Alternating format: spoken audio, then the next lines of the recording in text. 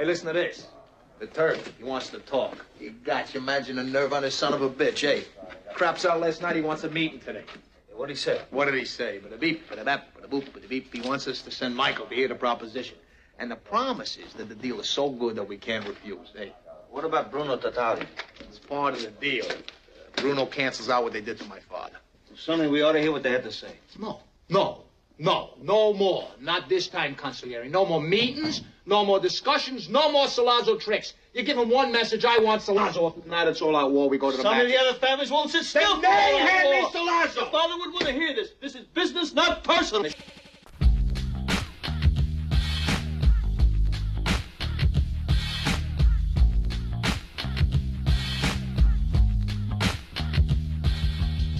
What's up, guys? Welcome to Run It Back. I'm Blair Bomber, and this episode is really good because it's me, it's my boy, Stevie Tap, aka Steve, aka Steven Tap, aka Stefan, aka Steve Diddy Tap, Tap, Tap, Tap, it Aru, Stevie, Steve-O, Stevens, even Steven. Guys, it's me and Steve Tapas, okay? Steve's a Chicago comic. He's very funny. He is also probably the leader in most views of The Godfather in probably the world. Let's say that. I'm going to go with he's number one ranked Godfather viewer ever. Dude, this episode is great, dude. Steve is knowledgeable of all things The Godfather. It's a blast. Dude, this guy's going in and out of... Dude, he's doing the voices. He's doing all the voices. It's impressive. The movie means a lot to him, and I'd never seen it before. Everyone said, "You gotta see The Godfather." I was like, "No, fuck the man. I don't need to see shit. I'll see it when I want to see it." And then I saw it, and holy, it's unbelievable. It's unreal. It's one of the greatest movies of all time. You have to see it. I'm upset it took me this long to see it, but I've seen it now, and Steve and I have a great talk. So we're gonna get right into it. It's me. It's Steve Tapas. It's The Godfather in 3, 2, 1, go.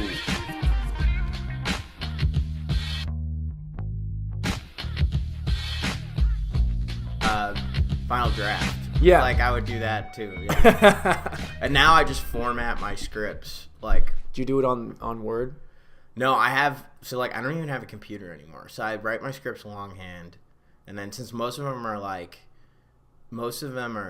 sketches, then I like go into like the notes program in my phone, and then I have like a Google handwriting app, so like I can actually write it longhand, and then it comes out in a Courier, but it's like formatted correctly. Dude, you're wild. I know, but it actually helps you write a script because you begin to understand the. I don't know how we're doing. I don't know. You don't have a hard out, do you? No. Oh, okay. I just love talking to you. All I have to do is like I have to leave by 2:15 to go to work. Oh, okay. But we're fucking chilling.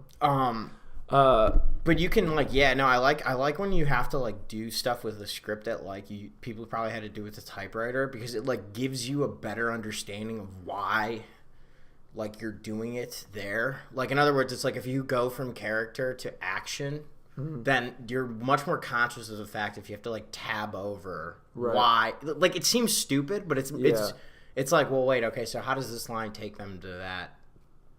Well, that's why I love Celtic so much, because that's what we used in college, and then right away I was like, I gotta buy this app. And it only costs like I think it was like $15, and I have it forever. And now I write all my scripts on there just because I love, and I have a good feel for like I'm tabbing and I know exactly it's action, character, dialogue, parentheses, my thing, switching, transitions, all this stuff, and it makes me understand.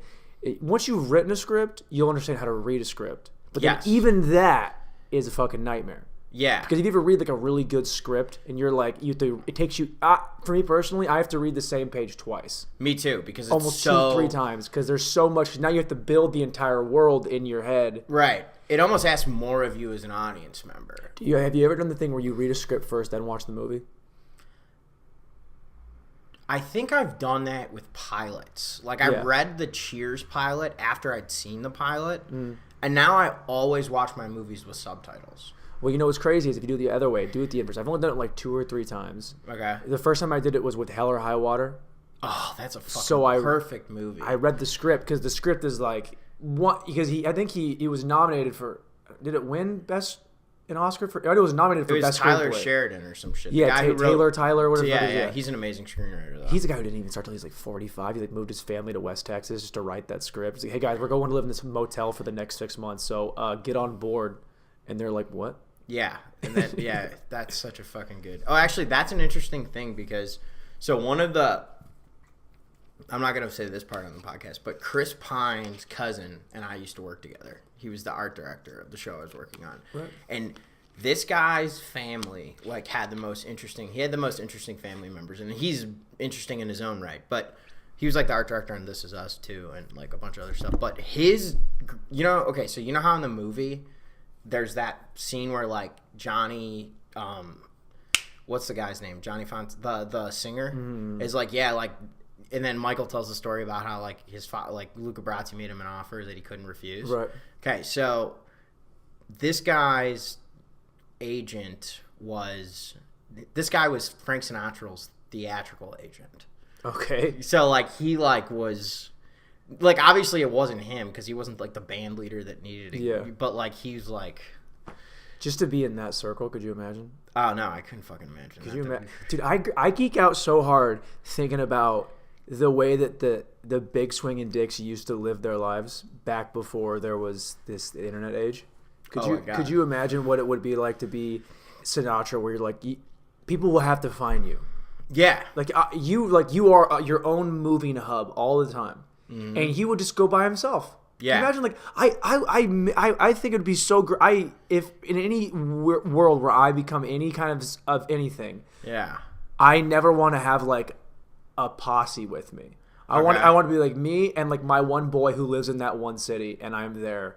And we're just gonna go do the thing that you would do in that city. Yeah. And then it just becomes a thing in itself. But having to move your entourage from place to place to place to place to place. That would sound. There's like two things to, because like I know one of my buddies who's like fairly well known in the entertainment industry, and like he always brings like a group of people. And like I've been on trips. Like we did a show in Philadelphia one time, and I was like part of the group because I was doing comedy, and like one of these guys is an artist and the other guy's like the videographer, and like his brothers are there and stuff, and it's just like amazing. It's really cool to go with like a group of people because are we recording right now? Yeah, I recorded like 2 seconds ago. Oh, all right. Oh, you hit record 2 seconds ago? All right, so yeah, like obviously we're not talking to Godfather, but yeah, no, it's cool. We'll get to it. It's cool to run with like a good group of friends. Like it's really fun. Well, I think that would be the hard part though. Would be like, because all of a sudden now you got your boys with you everywhere you go, and then there's like you have to have separation of boundaries and all this shit of you and your friends. But I mean, like I like. But that's the case when you're poor too. It never changes. No, it never changes. That's like the hard part of living your life. Is like you have to have like boundaries. Who wants boundaries though? Yeah, no, it's no fun. So, all right, dude. So I'll just start at the top and say I'm 27, and I just for the first time saw The Godfather in its entirety. Okay, I'd seen parts of it. It's been on TV. But it was this weird thing where, like, my dad, I feel like every kid I knew within 5 years of me, their dad, uncle, or some mentor showed them the movie. Mm-hmm. And that was kind of the genesis of the love, the root of the love for the movie. And then, obviously, it's one of the greatest movies of all time, objectively speaking. Not even, like, whoever showed it to you. Stanley Kubrick thought it might have been the best movie of all time. Having seen it and watched it straight through, I'm like, oh, yeah. It's really good, right? It doesn't make any sense. It doesn't make any. It's perfect. My second week at work at the bar I work at, Francis Ford Coppola came into the bar. Shut up. And everyone was like, him and his wife, everyone was freaking out. And I didn't really have I didn't even know what his face was. Like, they had to point him out to me. They're like, that's Francis Ford Coppola. I'm like, are you kidding me? Yeah, I swear to God, yeah. He came into the bar, he sat at one of the booths, and like we carry his wine. He's got like a wine that we carry. And we're like, I wonder who's gonna order his own wine. He's like, no. He's like, I want a Grey Goose martini, a little dirty, extra cold. Like, he's like so cold. Yeah. So the guy that was bartending with me, he's like, because I was only bar backing at the time. He's like shaking it like, and then like making sure it's so cold, and then giving it to him, and then we bring him the martini, and everyone just sits there and watches him, just to see how he reacts to his own drink. That's funny. And we're like watching him do it. I don't give a fuck, whatever. And then he's like, and then just lives his life. Like, and just the fact that there was no emotion, was like, that's what you want from this guy. Yeah. But then, but this movie, I saw it, and I'm like, oh, dude, I should have seen it 50 times by now. Yeah, it's unbelievable. I've seen it 50 times at It's least. unbelievable. Like it, yeah, it's perfect. I think that, well, I don't know. What are your questions? Dude, well, I guess like the thing from I was talking to my roommate Greg about this because he's a big, huge. He watches it. I think he said like twice a year. He watches The Godfather. He loves it. So he's like me. He loves it, and I love people that love movies like this because they know that I love trivia of movies. I love when people know like how the guy got the role, what they were doing this. Oh, it was gonna be this actor, but then they're like, oh, actually, you know what? He's not working. Let's see this other guy. I go to every movie on IMDb. I look up trivia of that movie, and I hope the list is at least 100 entries long. Yeah, so right. I can just geek out to that shit. Greg was telling me, and maybe you can verify this, is Pacino wasn't supposed to be in the movie. No. He was just reading with everybody. Because he was I guess Francis Ford Coppola didn't want him. He said he wasn't right for the part, but he was always reading because he was just available or there. And yeah, well, like, so, okay, I don't know about necessarily, like, okay, so Pacino had done Panic in Needle Park, which was, like, really good. But he was, like, the fifth choice. So, like, the first guy who got approached to do the movie was Warren Beatty, who had just done Bonnie and Clyde. Okay, and so they wanted him to write, produce, and direct it, and star in it. Okay, because that's what he did with. And then they also wanted Jack Nicholson. They wanted. They were thinking about Robert Duvall to be Michael Corleone at first. They were thinking of. They had so many people that they were thinking of for that role that weren't Al Pacino, and then Al Pacino ended up getting it. So Jack Nicholson actually was like interested in doing it, but he's like, I think that this guy should be played by an Italian, that's pretty cool. How old is Pacino in this movie? He's like, is he in his 20s still, or is he in his 30s? I think he's in his 30s. Because one of those things where they make you think early that 30s, he's late like, 20s. Well, 30 in Hollywood is if you're a dude, it's like you can play 22 if you have. Yeah, absolutely, yeah. I obsess over like the minutia of an actor in a role. So like the fact where he just has this stone face for almost the entire movie, and then even when he's like, there's the scene when the police chief or whatever it is, you know, he's like talking shit to him outside of the hospital, and then he socks him and breaks his jaw. Yeah, right. And you just watch him just have that stone face. It's like, oh, I've killed 14 people. Yeah, that's what I'm thinking the entire time. And they make a joke like, the one part. No, at that point he hasn't killed anybody. But you don't think he killed anybody when he was at war? Oh yeah, he for sure did. Yeah, that's my point. Yeah. And that's when I was like, his brother said this to him. He's like, you know war, you don't know this. And he goes, Michael, it's not like you walk up to the guy. You're not shooting him from 50 yards away. You walk up to him and go, bada bing. Come on, kid. Yeah, that's Sonny's thing.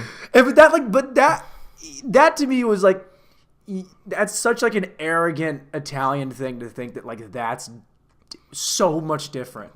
Well, I don't know that it's like I think it's just an inherently Sonny Corleone thing. Because Sonny in that whole movie is James Caan, the brilliance in his performance is that he's a study in contradictions. Like Sonny's like sitting at the dinner table with his mom and the whole family, and then he's talking about like business, and then Mama Corleone goes, your father never talked business at the table. And then Carlo, who's the brother-in-law, says, hey, Sonny, you know, I really think that I got something going here. And I think then, and he goes, you know, we don't talk business at the table, Carlo. So like, I think it's just like super, like Sonny's just like the quintessential study of hubris. Like he's like, he's so, you know what my favorite, like one of my favorite choices in that movie is when he's on the phone, when Sonny's on the phone with Sollozzo. Right? And it's just after they kidnap Tom and there's the assassination on Don Corleone's life. And he's standing in the kitchen, okay? And he's got a pencil in his hand. And he goes, now, Sonny, don't go losing that famous temper of yours. And it's like James Caan doesn't lose his temper, or Sonny doesn't lose his temper, but he takes the pencil and he's like drawing on a cabinet. Yeah. It's just like... It's like you can, and like there's so much anger in that like little dot. It's like I always think about like the whole like energy of his whole persona is like being channeled into that tiny little dot. And it's like, it's just so cool. Like, I think that that's like one of the coolest things about that movie is that like all the little things in there like add up. Like in the first scene, then like this movie was made 45 years ago or something. Like the first scene of the movie is one of the best illustrations of foreshadowing of all time. And the director doesn't do it by, well, like, you know how like in the wedding scene, like he has 3 people come in and ask him for favors. And at each point, at some point, somebody always is repaying those favors. Like, so like obviously the first guy's the coroner, right? And so basically is when Don Corleone's telling the coroner, he's like, I will do this deed for you on my daughter's wedding day. He goes, but one day I will approach you and ask you for a favor so that you may repay my service. And in the background is Sonny. Like, it's just like, that's the first scene of the movie. And we don't know what happens to Sonny at that point. But like, just knowing that that's going to be the thing is pretty awesome. Also, my first joke I ever wrote was that Sonny Corleone would be alive today if he had an eye pass.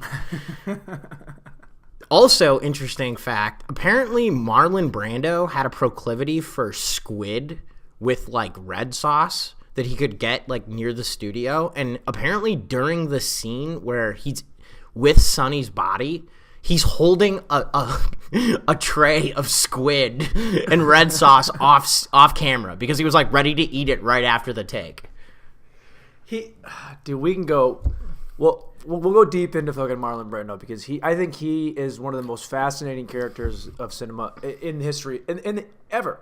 Yeah, but I'll touch on Sonny. Sonny, such a cunt, the whole movie. But the scene where he was like, "This is my guys," that where I loved him was when him and Robert Duvall and he kind of has this freak out where he blows up on him at the bottom of the stairs. I forget what he was saying to him, but basically like he's pretty much just ripping into Robert Duvall. Yeah, right. It's about him being a wartime consigliere. He's exactly. Like, if I had my dad's consigliere here, you know, he'd be the, you know, he's like, I need a wartime consigliere. Anyways, yeah.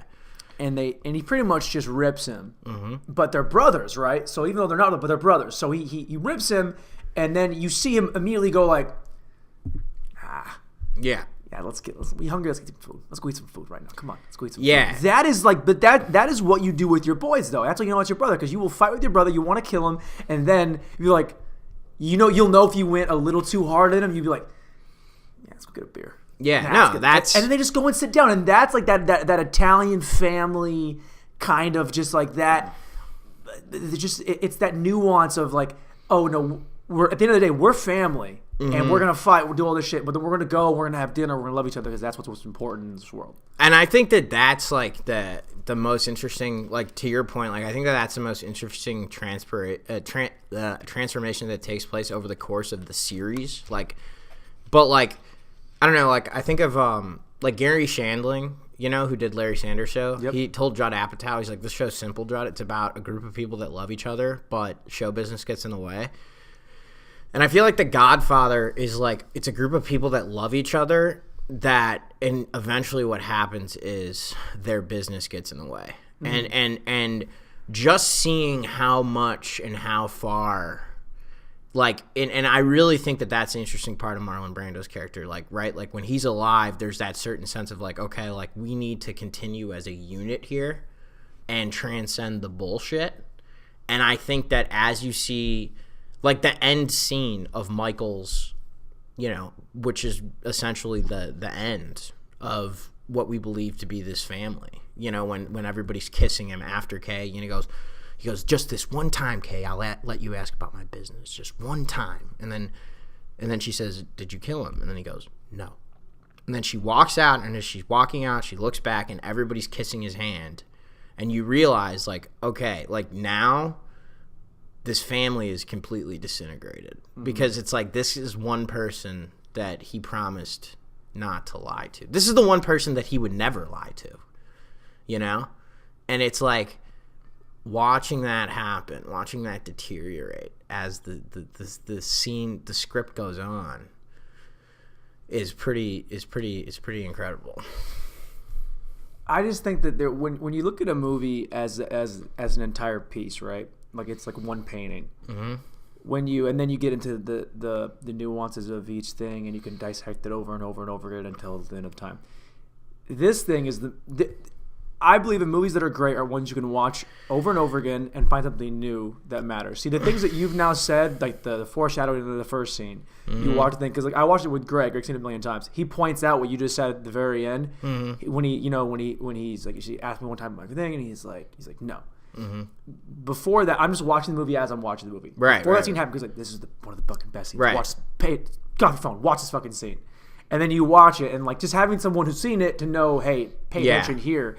It's important, but like it might have taken me another 3 or 4 more times watching this movie before you really understand, because it's building the blocks of what you think a work is. Because the more you see it, the more you understand it, the more you know what's coming. Then you can like look at it in these different angles and viewpoints, and it changes the way the lens at which you see it. Yeah, I'll watch it probably so many more times. Forever. Right. I'll keep watching it. Well, there's so many things that like you just and you know what the beautiful thing about this movie is that like every scene is like there's like a story about filmmaking behind each scene, and some of them are funny and some of them are like good. Like, okay, like for example, like one of my favorite, like, okay, Francis Ford Coppola was a genius in a lot of ways, but one way he was a genius was he knew, in my opinion, based on what I've read specifically about this movie, is like he knew how to play the studio. And what I mean by that, there's like 3 specific anecdotes. One is that the studio didn't think it was violent enough.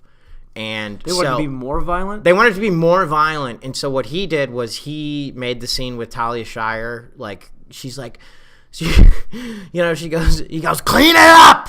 And then she's like throwing the plates and stuff. He goes, I clean it up! Like that was specifically added to placate the studio. Okay. Second thing is, the first week of shooting, the first thing they shot was Brando's scene when he talks to Sollozzo. So, like, he's sitting there, you know the scene I'm talking about, when he's like, sorry, my children talk when they should be listening, And then at the end of it, he's like, don't ever tell anybody outside of the family what you're thinking again. Anyways, so they shot that first. The studio executives saw it, and they're like, this is horrible. So he was like, what the hell? He's like, they're going to shut me down. So what he did was, he knew it was a Wednesday. So he's like, okay, I have time. So what he did was he fired like 4 people on his crew, including the first assistant director, which is like the last person you want to fire because they're the person who has the schedule. Like they're the person who's like in charge of making sure shit gets done when it's supposed to. The showrunner. Yeah. He fired them because he believed they were snitches, and then he reshot it over the weekend, and then by the time the week started again, they had the footage and it was good. And then the third thing, which I think is brilliant from like a performance standpoint, is you remember the scene in the hospital where Enzo, the baker, he goes, your father. Remember when, so essentially what happens is that like he comes, helps move his dad, and then they go outside, and then he puts his hand in his pocket like he's carrying a gun, and then he goes to light a cigarette and he's shaking. So they shot the part outside first because the guy who was in that scene was so nervous on camera that he was just like super nervous on camera. So like Coppola's like, okay, this is like a twofer. Like, one, he'll look scared because he's scared shitless, and the context of the story will, get him scared shitless in the way that an audience needs to believe it. And by the time he's done with that scene, he'll be more comfortable on camera. And then they shot everything else in reverse. And, like, even, like, the little shit where, like, George Lucas is, like, one of the problems with that hospital is there wasn't enough corridors. If you look at that scene and, like, building tension, the way he cuts that scene is perfect. Because there's, like, a lot of empty space, and then stuff comes in. And anyway, so Lucas was, like, the location wasn't fit. And so George Lucas was basically like, okay, you have a bunch of stuff that you can cut from the end of your takes, and you can just cut that in between. So it's just like the little cheats and hacks they had to come up with throughout the making of that movie, like, and then like getting it done on 6 days. Like they were supposed to shoot in 83 days and they shot it in 77 days. So they were 6 days under their production time. For people that don't understand what that means, is to shoot most, I would say, what, 80% of movies go over?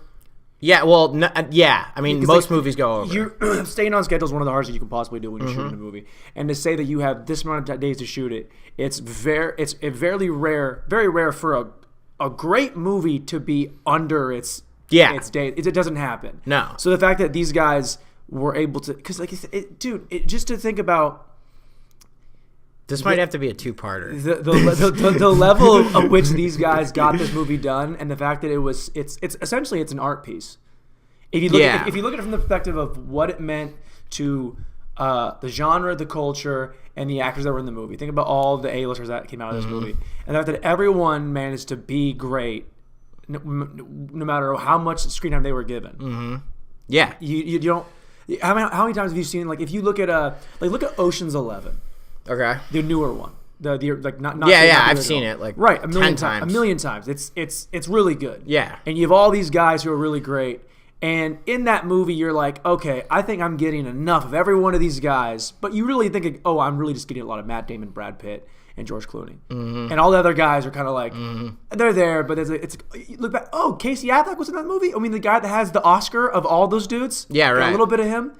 Every one of these guys, and to me, in The Godfather, actually, all those guys have Oscars now. Brad Pitt doesn't have an Oscar. Yeah, he does for Best Picture for The Departed. No, Brad Pitt wasn't in the Oscar. It was not an acting Oscar. No, it was for producing. You know what I mean. I'm talking Yeah. about as an actor. As an actor. Okay. Clooney doesn't have an Oscar. He does for Good Night and Good Luck, I think. Matt Damon doesn't have an Oscar. He does for best screenplay, but not acting Oscar. Acting Oscar. The fact that they're talented is the same. Okay. I'm talking like the ability to be on camera and to be amazing. Okay. As far as that part of it, yeah, that sect of it. When I see like Robert Duvall, like you don't need any more of him. You don't, but you can't have less of him either. You know what I mean? Yeah. Like when I see a guy like Sonny, even though I love him, he has to die. Yeah, absolutely. He has to die. He cannot be. We don't need more of him. You know what the funny thing is, though? So after the premiere, they cut a ton of this movie. Isn't it like a 4.5 hour first cut or something like that? They cut 45 minutes of Sonny scenes. So James Caan went up to the producer afterwards, and he's like, "You fucking cut my whole part." Like, blah, blah, blah. You know what the... So anyways, yeah, like, there is, like... And that's, like, the art of editing, right? Is, like, figuring out what you need based on what you wanted. Well, you know this. There's 3 movies that you do. There's the one you write, the one you shoot, and the one you edit. Mm-hmm. And none of them are ever the exact same thing. Mm-hmm. That's why I get frustrated when I look at these, because the way they do Oscars for screenplays is there's a screenplay that you wrote originally, and then whatever is shot, they rewrite the screenplay so it matches up with what was on the screen. Right. Which is, to me, is annoying because I want to see what the original screenplay was. Yeah. And then how it was changed. But I mean, I get why you have to do that. I get that. Mm-hmm. But at the same time, it's like, you can't sit there and tell me that, like, because it's all edited. It's all the final product is the final product. Yeah. I remember like reading, not to get too far off track, but I remember reading like the Lethal Weapon 2. Mm-hmm. Shane Black wrote it. He got paid like $1 million to write that script, which is to write something before just contracted to do that at that time. No one had ever been. And he was like 25 or something. He was ridiculously young. Unreal. And if you read that script, it's like 150 pages or something. Really? Lethal Weapon 2, which is a really good movie, but it's not an art piece. No. But the fact that I could still find that original 150 page. Yeah, and then you see like he goes in these nuances of who Riggs is and all this stuff. It's great. It's the same with Taylor Sheridan and Hell or High Water. Like the script is longer than the movie is, and then it's the original piece of it too. Yeah, which is you can't find that. Like I want to see the original script for the Godfather. And then I want to see the original for the long cut. I love when there's a long cut. Okay, I'll ask you this question though: if you're James Caan, and you see that you've just been cut 45 minutes from what you gave all of it, right? Yeah. Say they're like, but no one's saying you weren't great. Yeah. And the movie isn't what it is. Yeah. Do you think he and then you personally would be like, put my 45 minutes back in there? Well, okay, I'm sure he probably intimated it that. He's kind of like, give me my 45 minutes. For me, like... Are you like... Fuck no. No, of course not, because you're a rational person inside of the art. Well, and because... But to be mad... It's not even about... Can you fault him for being mad? No, because that's him. Like, who am I to judge? I've gotten mad over things that are stupid, but I also look at it from a different perspective. Like, Because if like when I'm acting, it's like it's about the team, right? So it's like you're like doing it for the team. It's not about you. It's like what serves the story. We got to talk about. Sorry to like this is your podcast. No, dude, take it wherever you want to go. Okay. Don't you ever apologize to the podcast. We have to again. talk. We'll stop recording right now. If Steve apologizes, All right, let's talk about. We got to talk about Brando. Oh my god, dude. Okay, I'll start with. Okay, so I knew more about Brando being a crazy person on this movie than I did about the movie. Like the cat in the opening scene that he just found on set. Yeah. And then just demanded that the cat be in his scene. Yeah, he picked it up and then yeah. He's a crazy person. But this is the thing I always bring to people, and most people I talk to about this are like just civilians that aren't in the industry. I say we talk about how crazy people are, actors, hip hop artists, fucking painters. I'm like, you don't want your artists to be normal.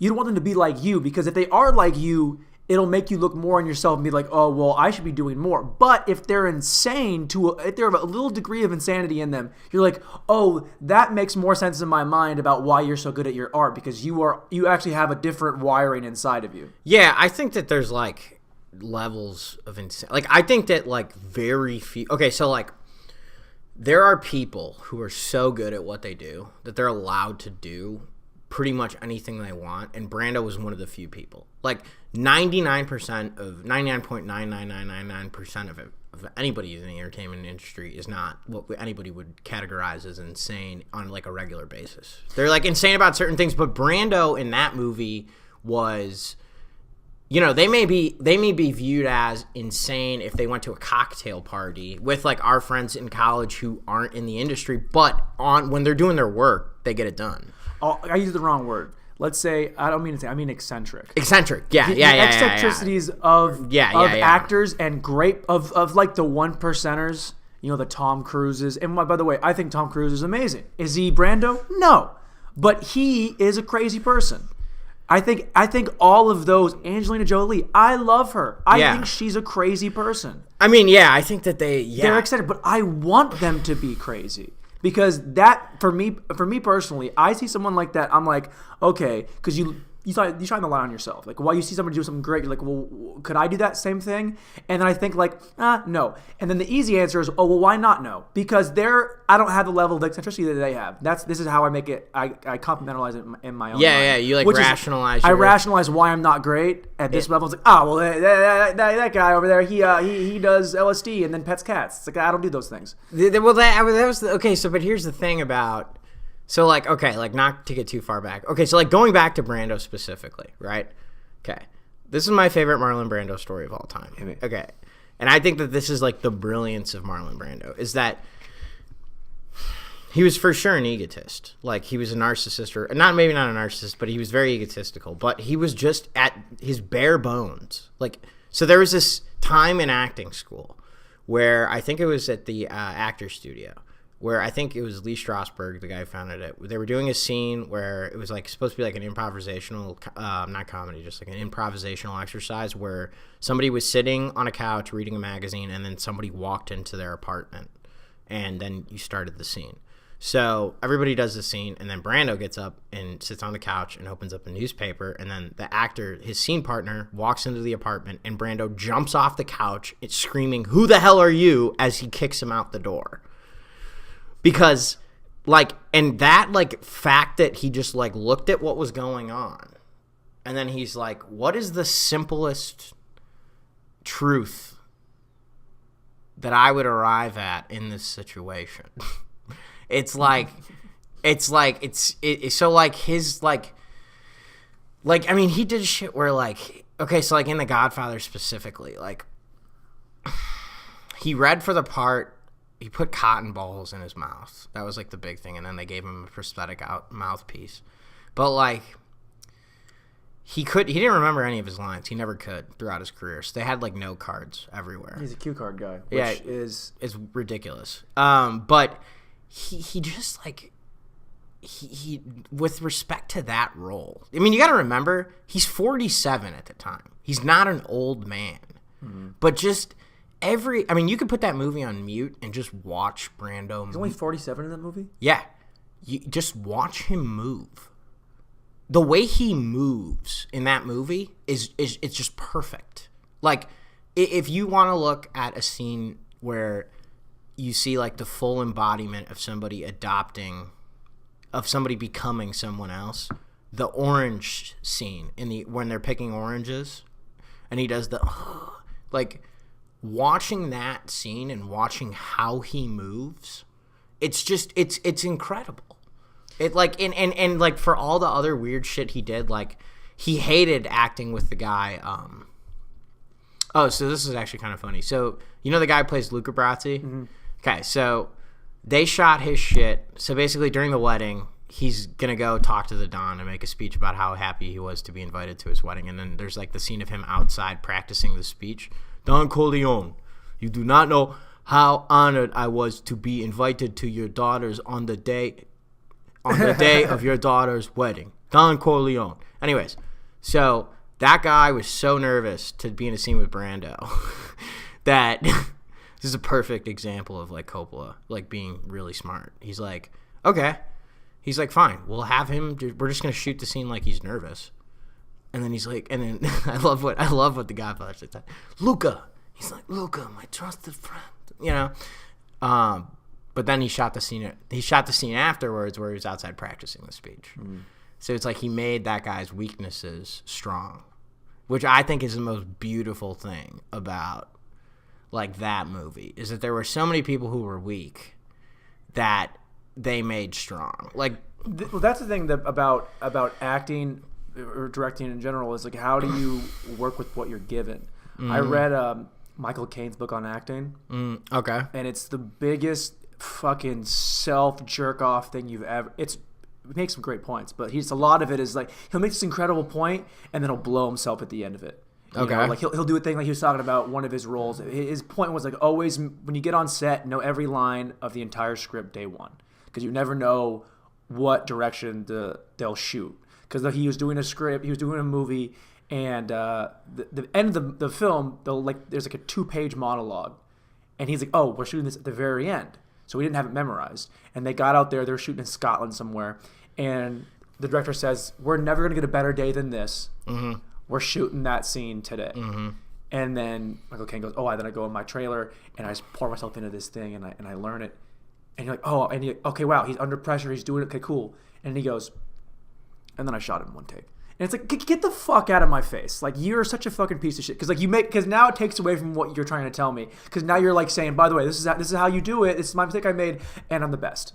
God. And that annoyed the fuck out of me. You are hard on people. You are hard on people. It drives me crazy. I know that you're just, I know that that's kind of like who you are, though. You're very like, you'll like tell me how crazy you think I am, and then afterwards, like, you're like me, you're like the Sonny of the, you know, I'm sure. Yeah, I'm sure then you see in Michael Caine and like Get Carter, you're like, God, he is a badass though. But you know, I guess it's like my point is like when these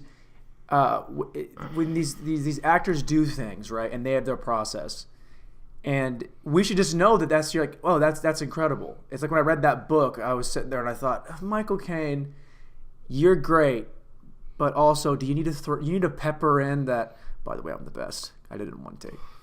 It annoyed me because it was this like self-grandalizing bullshit of like, by the way, no one is better than me. Well, I think we got to get back to The Godfather. We do. But I think that Brando to me is a guy that like, I did this whole thing in film school about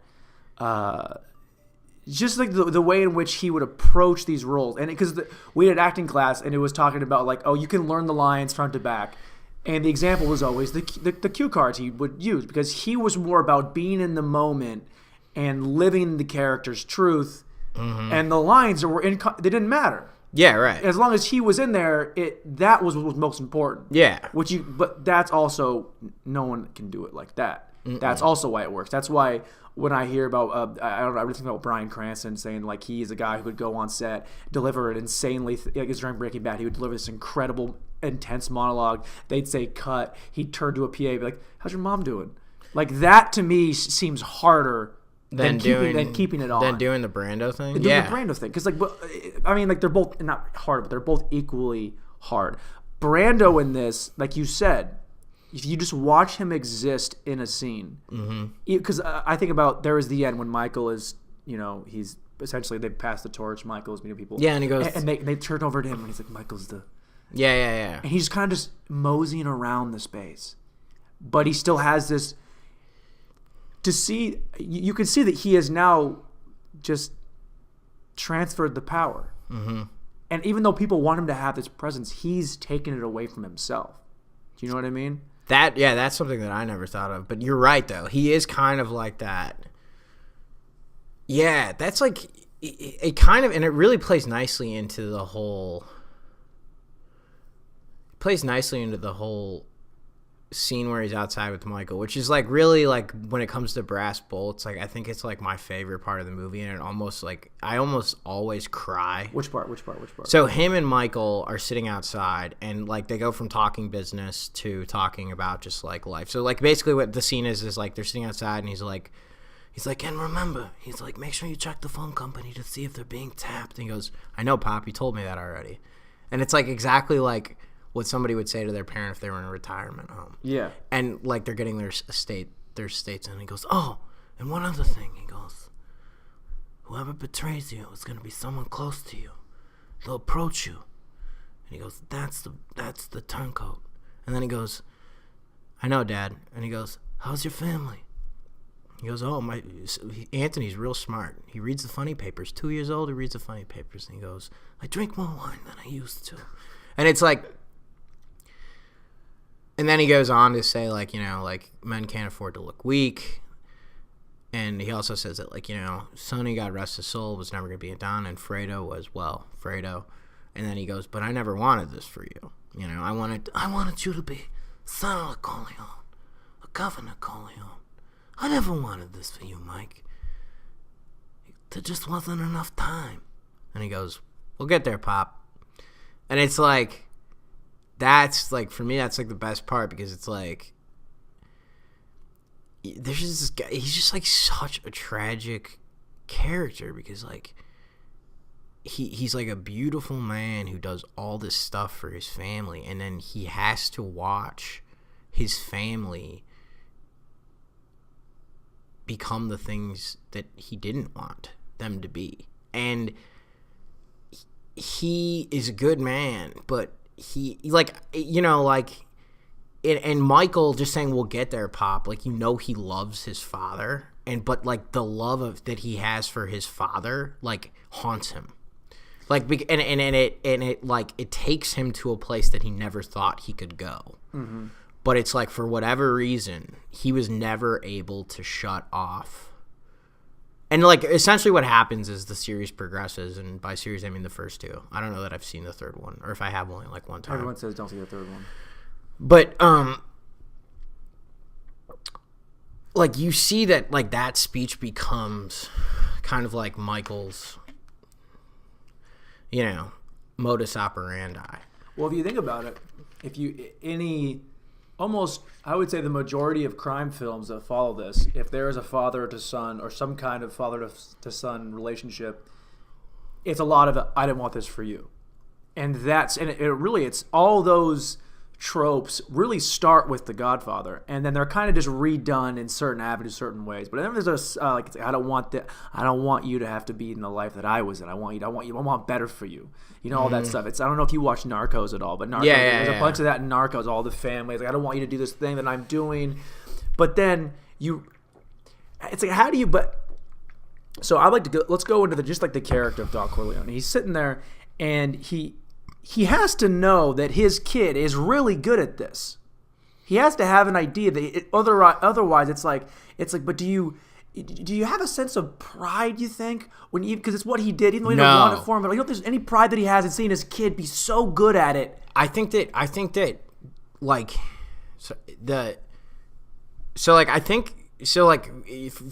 Coppola, like, he didn't want to make big budget movies. And like, I think it's really interesting because like, he started in theater, and one of the cool things, like, one of the things I want to see is like, he took Mario Puzo's book, The Godfather, and page for page like pasted the pages in notebooks, and like big notebooks, and then he could write around what he was going to shoot. Mm. But like, this is not about the mafia. It's not about crime. it's about a family. Is really what it is. It's just a family movie. It's a movie about a family. That's it. And like at its core, like all the other things that happen, you could tell the story about, there are a lot of ways to tell this story, but the reason why it's brilliant is that at its core, it's about family. It's not a mob movie it's not a movie about a mob family. It's a movie about a family that's in the mob. And like, so to answer your question directly, does Don Corleone feel proud of Michael? He'll always be proud of Michael. Like, remember what Clemenza says when he's in the basement with the gun? He says, Mike, we was all proud of you being a hero and everything. Your father, too. Like, he'll always be proud of Michael. He's his son. I think that one of the beautiful things that the movie illustrates is that fathers never want their sons to become them. Right. And sons almost always want to become their fathers at some point. Woo, Steve!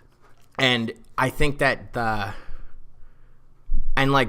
a great theme. I feel that in your balls when you said that. Ooh.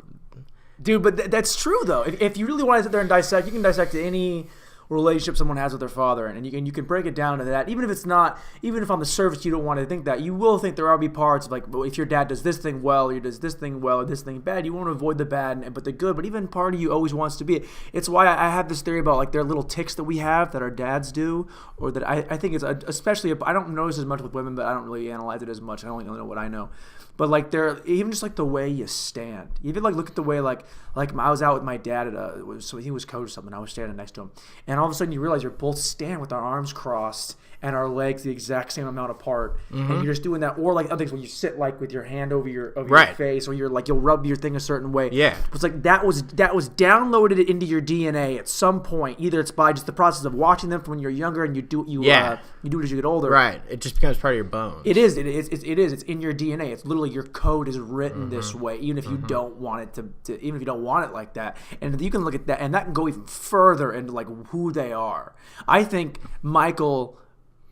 I love if you just watch the way they take him through. By the way, they pass time in this movie flawlessly. It's about 9 years, and you never notice. You never feel like that. You never understand it. Actually, one of the greatest movie montages of all time, and montages are obviously, as you know, but our audience might not. It's a way of passing time efficiently. And the montage. I think the best movie montage of all time is when they hit the mattresses during the war. Yep. And actually, George Lucas was the one who put that together. Are you a Lucas guy? Yeah. I mean, who isn't? Like, but I think that's. But at that, like, scene where there's, like, the newspapers and the crime scene photos and the actual guys, like, cooking a meal. It's like you have, like, every single layer of what was happening in this period of time that you need to. And you almost don't even notice it's happening until the montage is over. Yeah. Like, you're watching it and you're kind of, because I remember being just so, and this is literally 2 days ago, I was so enthralled with what's happening, and then I'm like, and then all of a sudden Michael's in, he's married now, and he's courting his wife in Italy, or whatever, and then he's coming back, and you see all this time, it's all of a sudden like, you're like, oh wait, a lot of time has gone by now. Yeah. And you're like, wait, hold on, wait, where are we at now? And then they catch you up, but then they catch you up, boom, you're back. And you're into it, and you're like, you guys just somehow managed to cheat over 9 years, and it's exactly what you needed to happen. Because this story, really, you don't want a story that takes place in 2 months. I want to see this growth of this family, these characters. I know they do live this almost this full life. And I think I was a little bit thrown off. I guess not thrown off, but, like, you don't see a lot of today where you have the guy, Michael goes away, and then he meets this girl, and then there's the whole respect thing where he's talking about the daughter to the dad, and then he apologizes. By the way, no one has ever fucking daddy to daddy harder than he does right there. When he's like, with your permission. And no, he goes, yeah. Oh, and it's so fucking good because the guy's like, okay. Yeah, of course. Okay. Yeah, he's so respectful. But and the beautiful thing about it though is that he doesn't tell him his name. No, not at all. And that's, like, the true test of character. Is that, like, he was like, I am gonna go in there, I'm gonna be who I am to this guy, and then if he finds out who I am, so be it. But yeah, I mean, Michael's a dude who's like, he's kind of got that, he's got that 1,000-yard stare, man. Like, that whole movie, he's always a little bit, it's like he's almost not always there. Like, he's there, but he's not always there. It's like he carries the weight of what he comes back from with him. That's something that, like, I'm realizing it now, right? Mm-hmm. So there's a scene when Sonny, we talked about this earlier, where Sonny was like, killing him from up close and personal is different than killing him from 50 yards away or whatever it is, right? Mm-hmm. And then that really manifests itself when, okay, you do think Michael has for sure killed people, whatever he did at war, it's happened, but you're a little dissociated from him because it's, uniforms. It's good and bad. The lines are clearly drawn. And then there's a scene when he has to go and he has to and he kills the two guys, Salazzo and McCloskey, the copper. And then he goes in there and he gets the gun and he's you see he's nervous. You can just see it on it, even though he is kind of still a little bit, a void of regular, let's say regular human emotion that someone would have without war or anything. But he's seen some stuff and he goes there. But even that of him having to kill somebody from sitting as far away from you and I are right now, he feels that even a little bit. You see it. There's that. No, but tinge. Exactly. And like that's what Sonny, that makes what Sonny says even valid. More true. It's like, oh, it is different. And and then to see that, it's like, okay, Sonny's not full of shit. Even though he might have just said it as like a throwaway, it becomes true when he has to do it. It's like, okay, you can see this is hard for him. If Michael had just gone, Chuck the Iceman, whatever the fuck is, Kuklinski. Yeah. If he just gone, grabbed sociopath. The gun, no. That wouldn't have worked. No. And this is okay. So like that is a really great observation. So like that scene for me is like, I saw this like cop on a documentary about Jeffrey Dahmer. He said, like, my grandfather always said that courage is just fear that said its prayers. And like, that's, like, basically... But, like, I also think that, like, Sonny is still not he's very right about what he says to Mike, but I'm also, like, I'm never worried about the guy who's, like, going to threaten to kill me. I'm worried about the guy who doesn't say shit and then, like, pats me on the shoulder and, like, doesn't say anything. Because that's the guy who's good for it. And Michael, throughout that movie, is good for it. Mm-hmm.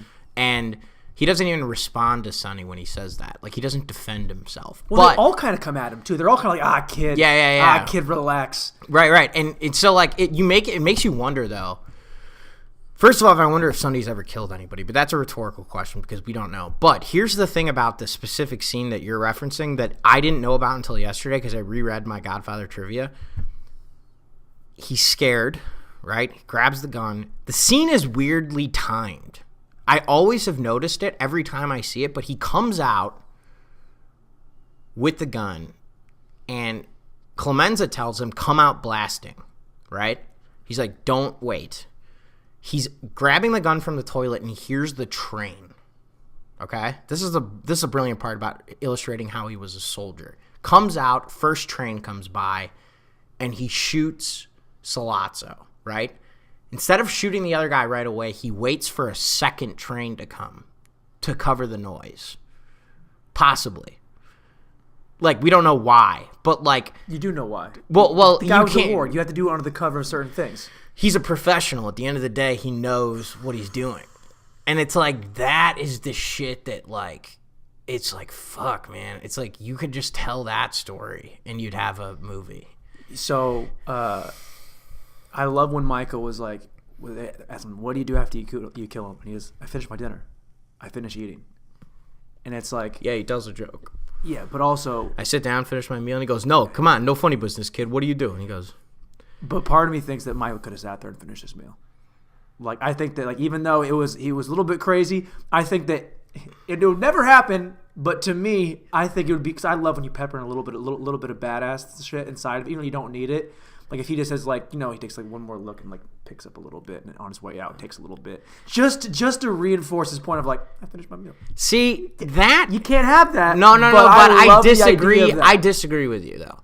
Because I think that would be something that Mo Green does. Totally doesn't. No, it doesn't fit his character. Okay, yeah. This is just a Blair Bomber wish list. Yeah. I get him watching the new season of Narcos when he kills the guy, then finishes his tequila and sits down and the guy's dead across him. And waits for the fucking police to come. Like I'm in that mentality of like that fictional world of cinema and movies where it's like that's not how anybody does anything. But I'm like, it'd be cool. Yeah, like even though it's not. It's not gonna. I don't need it. Yeah, but I'm like, I'm selfish. I'm like, that'd be kind of fucking cool. If you look at the brothers, right? Like you look at John Cazale, who's Fredo, obviously like probably one of the best actors of his generation. He was only in 5 movies, and all 5 of them were nominated or won Best Picture. But he's very much his mother's son. You know, like very like. And then you have Michael, who's very much his father's son. And then you have Sonny, who's probably thinks he's his own man, but really, I don't know what. Sonny's driven by his own. He wants to become his father, but like a better version. I don't know. So the thing with Michael though is that like the thing I like about Michael and his father is that they're both motivated. They both understand how ego fucks up the people that they're working with. Like, Don Corleone is not... You see him wearing that... It's pretty brilliant. Like, Sollozzo, the Turk, when they have that first meeting, you look at Don Corleone, he's dressed like a schlub. And it's like because I can imagine that he wants to be underestimated, right? And it's like, Michael's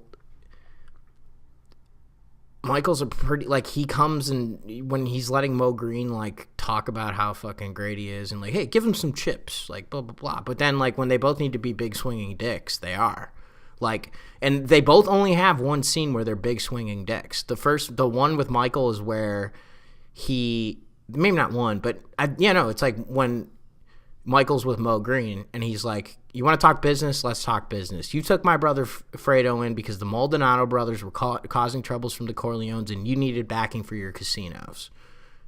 And then he's like, and he just shuts him down. And then the other scene is like where Marlon Brando stands up and gives his speech about not selling drugs, right? And then like sits back down. But ultimately, he has to bury what he wants in order to get that truth. So he goes back to being that guy who can't be motivated by his own egotism.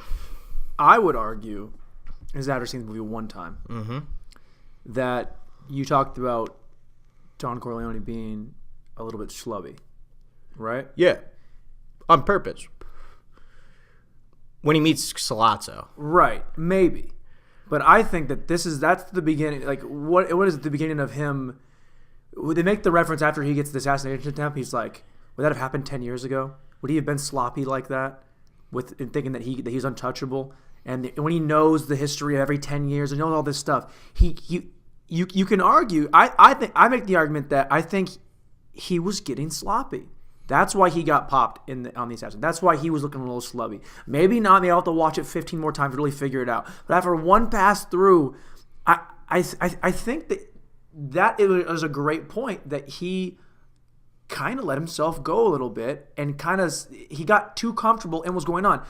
The wedding, Michael's back, Sonny's coming up. Michael is kind of going on this path that he wants for him. He's kind of getting too comfortable in this world that he's created, that he had to have chaos to get to and to be the guy, to be on point all the time.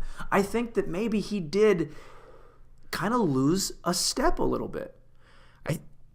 Yeah, that's... So within the specific context of meeting Sollozzo, he didn't lose a step there. No, not at all. But I think what he did... This is the interesting thing about Don Corleone. His only weakness may have been trusting his family too much. Mm-hmm. And, like, he knows Sonny is not a good heir apparent. And, like, both of them approach that meeting very differently. Because if you look at it, you look at how they're dressed. Don Corleone looks like a schlub, which I purport is on purpose because he wants to be underestimated by Sollozzo. Because I think he wants his enemies to believe he's lost a step. Sonny's wearing a pristine suit. There's a lot of money in drugs, Pop. forgive me, my children speaks when they should listen. I think he loses a step when he's like putting Sonny in charge for whatever reason. I don't know how the hell he arrived at that conclusion. Fredo being his driver when he gets assassinated is like, why is the kid's like, he didn't ask, like, I think that in a lot of ways his biggest weakness is his family. So because you could see the argument of him losing a step, even if it is in love and trust through his own kids, right? Yeah. Now I would. It's hard for me to argue against the schlubby thing of looking, because it makes more sense for him to put it on the face of underestimate me and how I'm looking. But at the end of the day, I got the fucking power here. I'm gonna swing this dick whichever way I want to swing it, and that. But then to clearly go against what Sollozzo was saying, and to really like, even though his kids had like made this back channel like, drugs could be good for us, we got a lot of money in hip hop, come on, and then to be like, and him knowing, because he knew that there was, even if I don't know, you don't really see how long he really thinks it over, but he's like, we're not getting into drugs, we're not doing that, puts his hammer down, we're not doing this shit. You gotta know there's gonna be a reaction. So to be a little loosey goosey with how you're after that meeting, that's when I'm like, that kind of signified to me the beginning of him succeeding this power, and it had to go somewhere else. I don't think he knew he didn't want to go to Michael. I think he knew he was going to go to Michael, but then, and I think the part where I really think that he knows he fucked up by being a little sloppy was when he comes out of his coma, and then it was like, well, Michael killed him, and Michael's gone, and he overcome with it. It's like the first real true emotion we see. Where he, and I think a lot of that comes from him thinking, I got a little bit. They kind of got the better of me, and they shouldn't have, because I should know better. That's an interesting way of reading it. Like, I never really thought of Don Corleone as the loser, but he kind of does, like, all right, like, let's just say maybe the only reason any of it happens to him isn't because he's lost step with respect, but like going back to my original theory that he's soft on his family.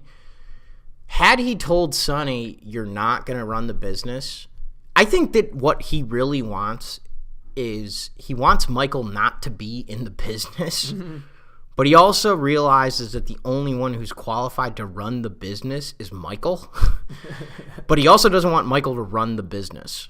And so it's like him not stepping down because he knows that if Sonny gets it, he's going to fuck it up 6 ways to Sunday. That might have been a slip up.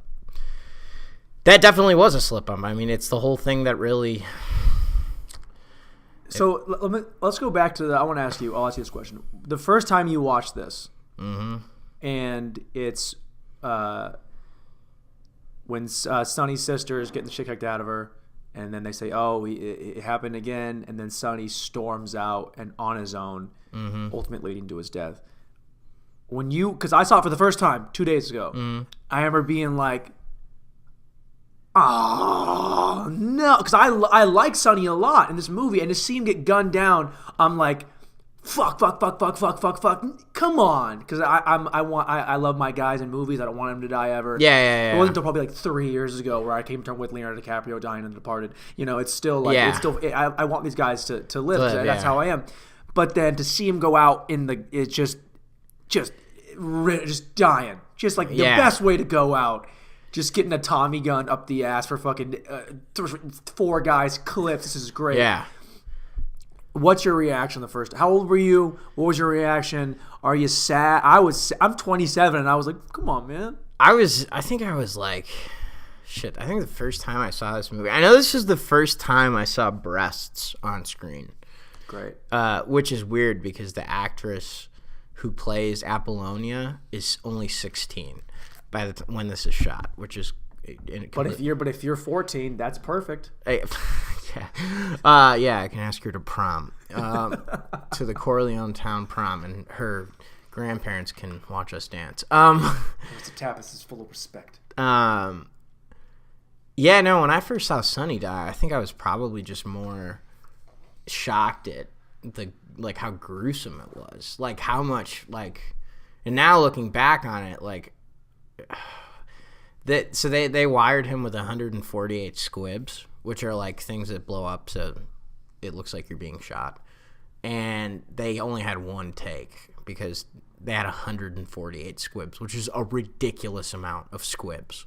Like, it's just over the top. Yeah, no, I mean, like, shit, dude. It's pretty heavy. I mean, it's sad, dude. It's sad to see a guy who, at the end of the day, he really just succumbs to his own weakness. I think as a 10-year-old kid, like, seeing a dude lose his temper and then pay for it, that was more the scary part. Because, like, I was a kid who had a bad temper. And, like, because as a kid, you admire Sonny. He's the cool one. You know what I mean? He's, like, got all the lines. He's, like, the first scene we were introduced to him, he's, like, hanging out with a bridesmaid in a bathroom. And, like, it's like he's the cool one for young guys because it's like that's what he is. He's like he's a bull. He's nuts, you know?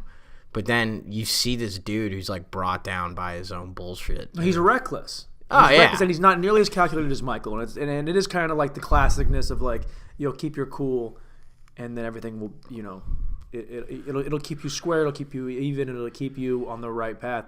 And Sonny is just really, because I think that's how I've been a lot of my life, is just to be like, I'm just fucking going in guns hot all the time, and I pay for it later. And to see him pay the ultimate thing, it sucks, but it's also, like I said earlier, it had to happen. He had to go that way. And if he's going to go that way, that's the way you want him to go. Yeah, no, I mean, it's Custer's last stand. It's like Custer's last. I mean, and I think he's reaching for his gun in the scene, too. Like, yep. He's just, I mean, the thing with him is that I think that he would have been a good soldier. He was definitely not a good, general. Like, he talks too much. Did you ever watch Peaky Blinders? Yeah. So I really think that he's the older brother. Arthur, and that it's literally Arthur he's a Sonny Corleone. That entire character seems like that's it's a British ripoff of that guy, and I'm okay with it because it's in its own. It world. Works. It's its own world. It's its own universe. It's specific enough that but I think it's also like it's a fairly, again, going back to like. The funny thing about this movie is people, like, I've already said it. It's a movie about a family in the mob. It's not a movie about a mob family. Right. Like, and I don't know that you can make that argument with Goodfellas. That's very much a movie about a mob where a family exists. And I think that, like, but, like, I think that it's a pretty beautiful illustration of, like, Michael's the youngest, right? And the youngest is always like, my brother's like way more like Michael than I am. Fredo's like the middle kid. Sonny's the oldest, though. So, like, the oldest child's, like, always out there, like, stirring it up, like, going, they're blazing a path. Mm-hmm. It's like a good study in siblingship. So we're getting close to the end. What is, because I always have, like, I always reference Pulp Fiction. It's a movie that I've seen more than any movie ever. My favorite movie. I can watch it. I can literally put it on a loop in my place and never get tired of it. Okay.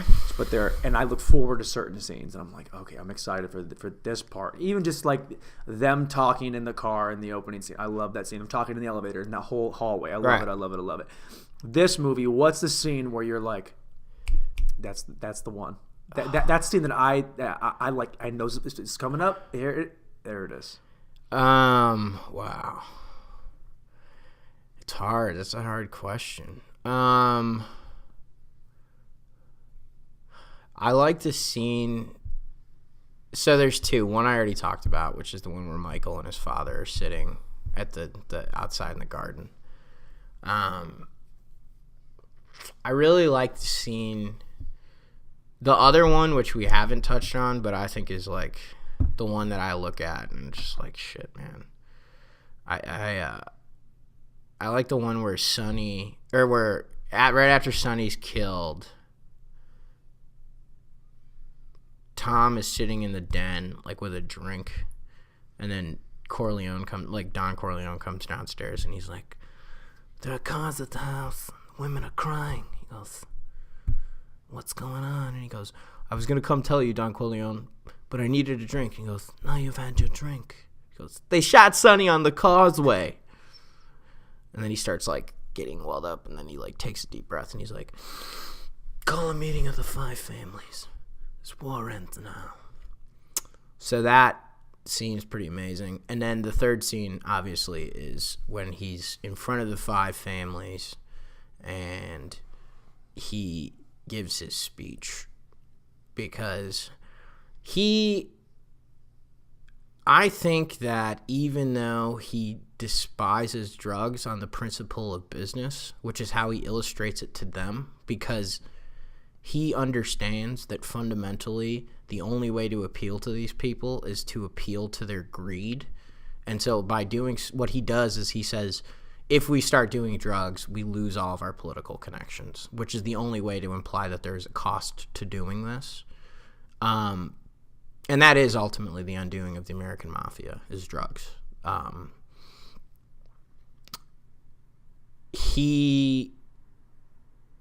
I think in his bones, he knows that it'll ruin families. Like, I think he knows that there's a cost to this.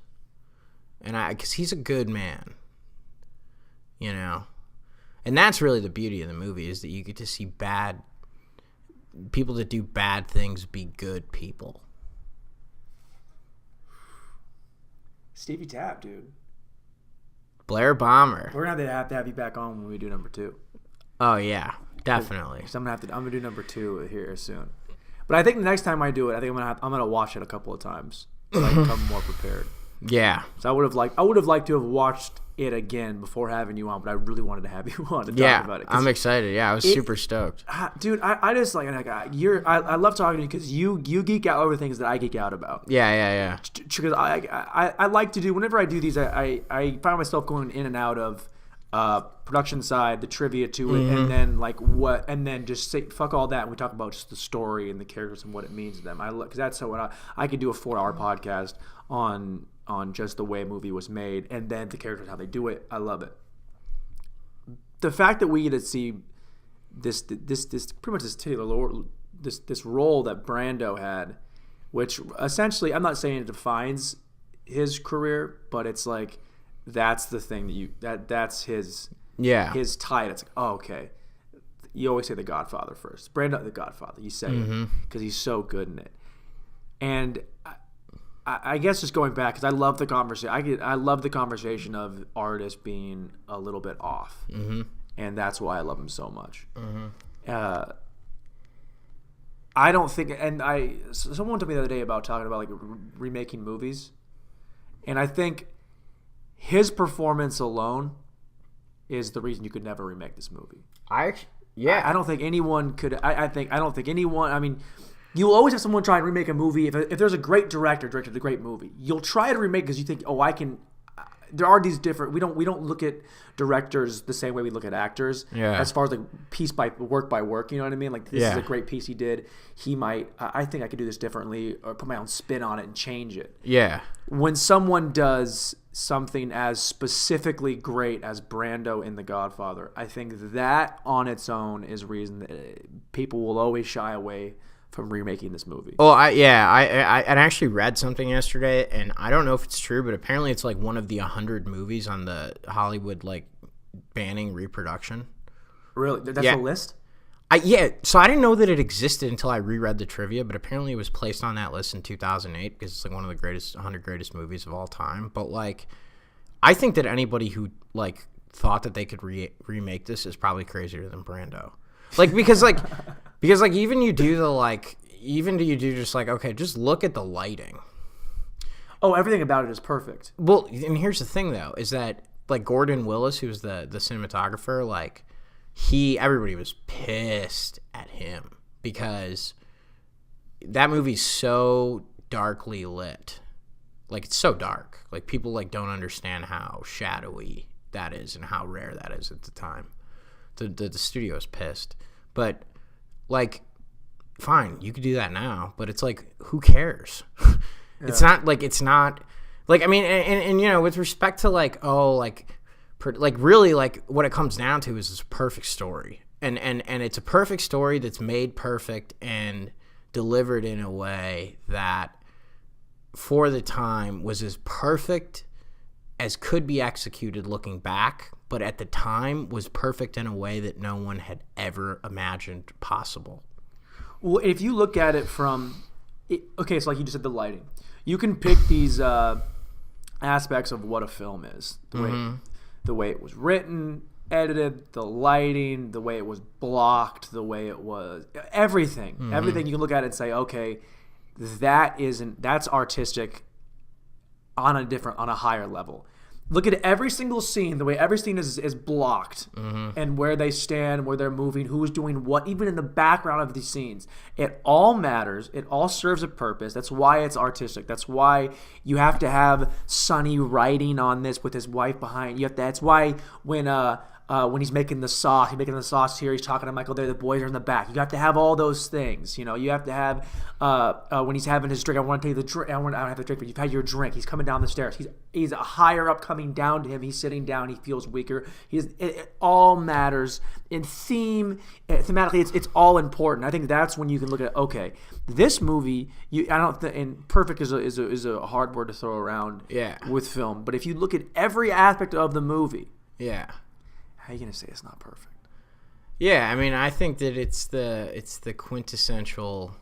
I think if you ask Cope, like my whole theory on art is that the people who decide who art is are the people who decide who God is, which is the IRS. I think that if you probably ask Coppola,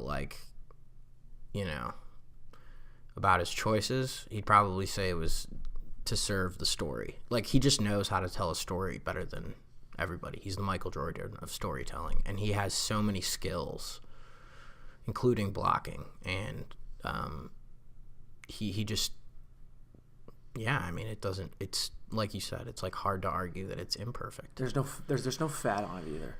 It's a 3.5 hour, however long it is, and it's even that there's no fat on it. No, which is why it makes me want to see the give me the 5 hour cut. Oh God, that's probably a long movie though. But you kidding me? Have a little bit of caffeine in you, watch the whole thing, just stare till your eyes bleed. I'm in. You gotta read this book. I know that we're supposed to be wrapping this up, but you gotta read this book. So David Mamet is like my favorite dramatist because he has this like very nuts and bolts approach to telling a story, and he's like, basically drama is actually, you can read something called a memo to the writers of The Unit. It's about why The Unit was a bad show, right? And it's like a 3-page memo where you just choose out the writer's room, but there's this part in it and the book on directing film where he's like, a movie is very simple. He says it's drama, and in drama a character wants something, then they can't get it, which drives you to your next scene. He goes, they have a tangible want or need, and the thing that gets them in the way drives you to the next scene, and their subsequent way of navigating that obstacle is where drama comes in. That's what The Godfather is. Don Corleone wants to get to his daughter's wedding, so he blows through 3 meetings, right? You can just go beat by beat by beat by beat through that movie, and it's the perfect illustration of how a story should always have the transition, and then the end. Steve Tapas, man. I love having you on, brother. I love being on, man. It's good hanging out. Hell yeah, brother. Did you have fun? Oh, this was a blast. I gotta plug myself though. Yeah, please do. Follow me on Instagram at Mr. Tapas. You can see some of the stories that I'm happily making. Follow Steve. Steve's a great comic out in Chicago. He's doing a bunch of good shit. He's doing sketches. He's all over the place. Follow this guy. Watch his content. It's fucking great. Thanks for listening, guys. We'll talk to you guys on the next round. We're out.